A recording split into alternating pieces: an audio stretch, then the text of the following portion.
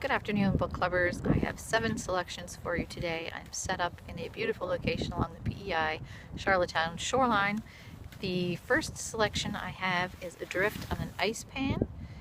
There is the cover of the CD. I got it from the library, as you could tell. This was written by Wilfred T. Grenfell in 1908. It has been adapted for the CD by the province of Newfoundland and Labrador. It contains many aspects of the historical life in that period. The travel by dog sled is very interesting.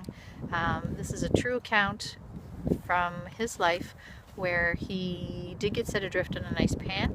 I've only just started this, but it's very interesting so far, and I believe it's worth your checking it out.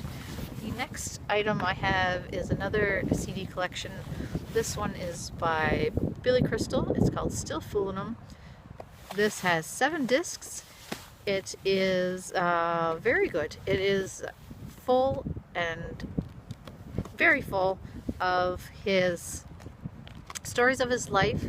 It has many comedic elements. It has many items from his personal life, his professional life, how he dealt with deaths in his family, how he met some famous people. Overall, it is great. It is just stuffed full of interesting things, and I highly recommend this as well. The next is a book that I got from the library. I haven't started it yet. It just seemed kind of fun and interesting to me. It's called Tomes of Terror by Mark Leslie, and it's full of short stories from hauntings in bookstores and libraries. So I'm going to check that out. It seems like it could be really good. The fourth item, we're on number 4 already, and this has a beautiful cover. What Lies Between Us. I'm not going to say the author's name. I'm very bad at pronouncing names that I am not familiar with. Hopefully you can read that there. And I will read what is on the inside cover. I haven't read any of this yet.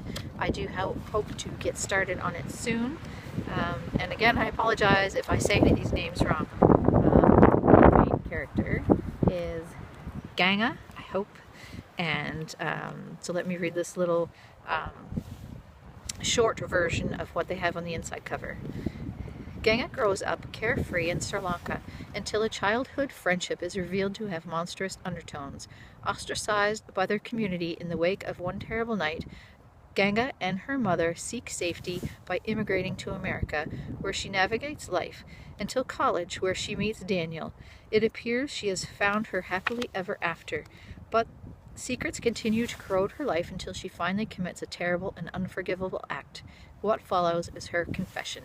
So I thought that sounded really interesting. I liked the aspect of the main character growing up in Sri Lanka. I haven't read a lot of books about Sri Lanka, so I would like to get more information just in the culture, and generally a new viewpoint is fantastic. The next book is more of a teaching tool, I believe. It's called The Indoor Epidemic. Here's the cover, and it is by Eric Schonstrom. So again, here's the cover, The Indoor Epidemic. I have started to read this. I haven't got very far. It seems to be very technical, education-wise, literary-wise as well. He is telling parents, teachers, and kids how they can start an outdoor revolution is the thrust of this book, and is described as a scholarly look at how we get to where we are, how we got to where we are, and how we can get children back outdoors. It so far includes a lot of evolution, history, psychology. It's quite heavy on the psychology in the beginning, but hopefully it will lighten up and give a lot of good advice later on.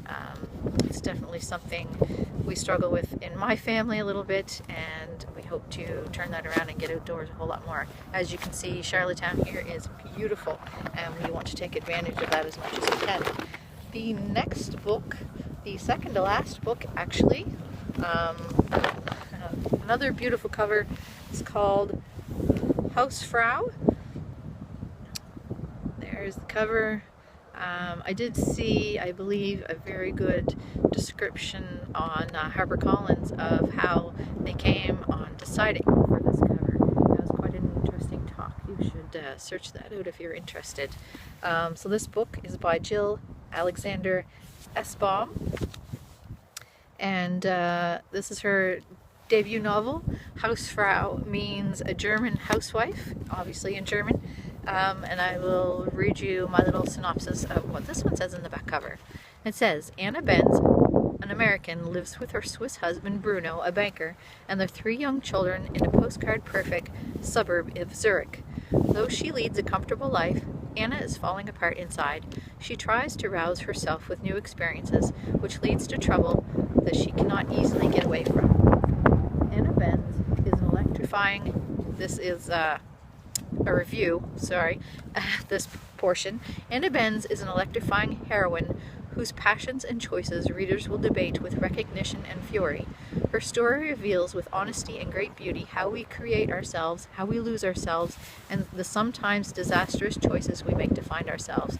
I really thought this particular review was poetic and lovely, so it really drove me to pick up this book and give it a try. So I really hope I will like it. And the last book I have here to discuss is one I have been looking forward to for quite some time. I have heard quite a few things about this book, and basically the cover, it's just kind of unique and interesting. So it's Tess of the Road. Here's a copy of the cover. Maybe you've heard of the book. Let me know in the comments if you have. That would be great. By Rachel Hartman. And it seems she has some other books out as well that if I like this one, I will definitely check out. So Tess of the Road is a YA book. It's about self-reliance and redemption is how it's tagged.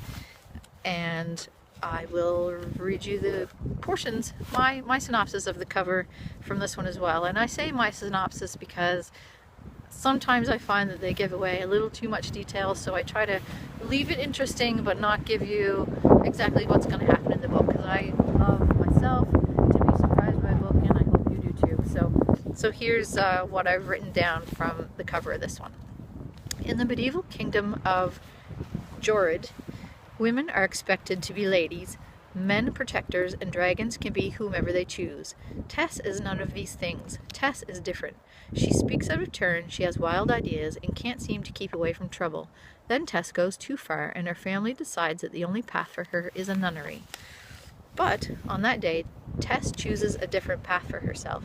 She cuts her hair, she pulls on her boots, and she sets off on a journey. Tess just sees the open road as a map to somewhere else, a life where she might belong. Now, that description sounds a bit simplistic, but I was intrigued by the dragons. I certainly am intrigued by her deciding to go out on her own rather than being pushed out. And I really hope this turns out to be something special. I have heard good things about this book, so I hope it is all true, and I can't wait to get started. So that's it for today for Book Club. I hope to see you next time. Don't forget to subscribe if you're interested. I'm also on Facebook.